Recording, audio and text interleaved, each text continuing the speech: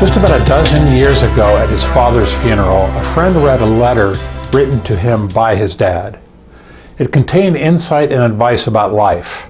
My wife Brenda and I were so influenced by this that, with Brenda's prodding, I decided to do the same for my children.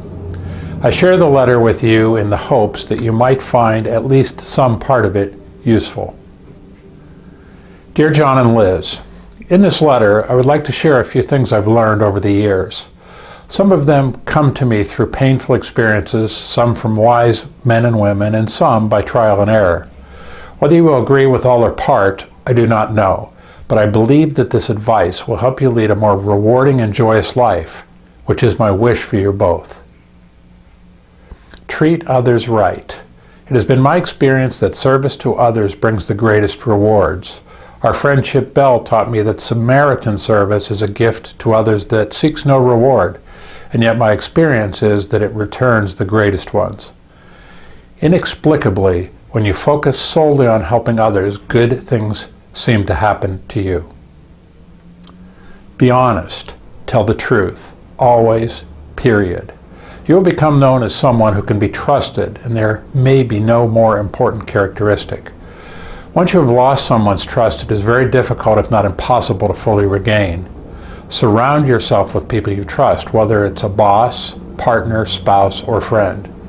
Entering a relationship with someone you do not trust is a recipe for failure and disappointment.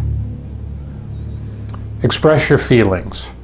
Ronald Reagan taught us that it is okay, and in fact good, to express your feelings, even if you think they sound corny. If you are sincere, others will respect and appreciate you. Strive to find something nice to say to each person you come into contact with each day. This may sound like a big task, but the impact you can have on others is worth it. Also, I believe that the service you get is equal to the service you give. It's remarkable how even the surliest person will brighten if you go out of your way to treat them well. Do the right thing, always. Remember King Arthur's prayer. May God grant us the wisdom to discover the right, the will to choose it, and the strength to make it endure. Family is the one constant.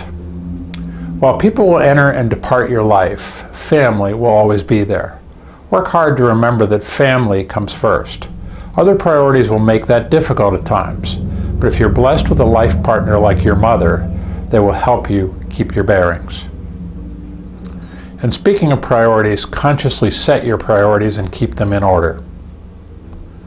Marriage is a joyous partnership, but it isn't always easy. It takes work, and it's sometimes downright difficult. But if you keep that in mind, you will be able to enjoy the countless good times. In my opinion, once you have children, you have an even greater obligation to make your marriage a success. Your children should always come first. A good education is worth its weight in gold. And by the way, it's not all about gold.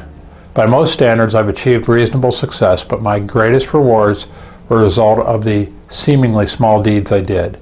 I often think of the letter that I received during my mayor years from the Plano mom of a young boy who wrote me about the incredible impact I made on her son, simply because I responded to his email message. Work is a big part of life. I cannot remember a day that I didn't look forward to going to work, largely because I chose positions based on the people.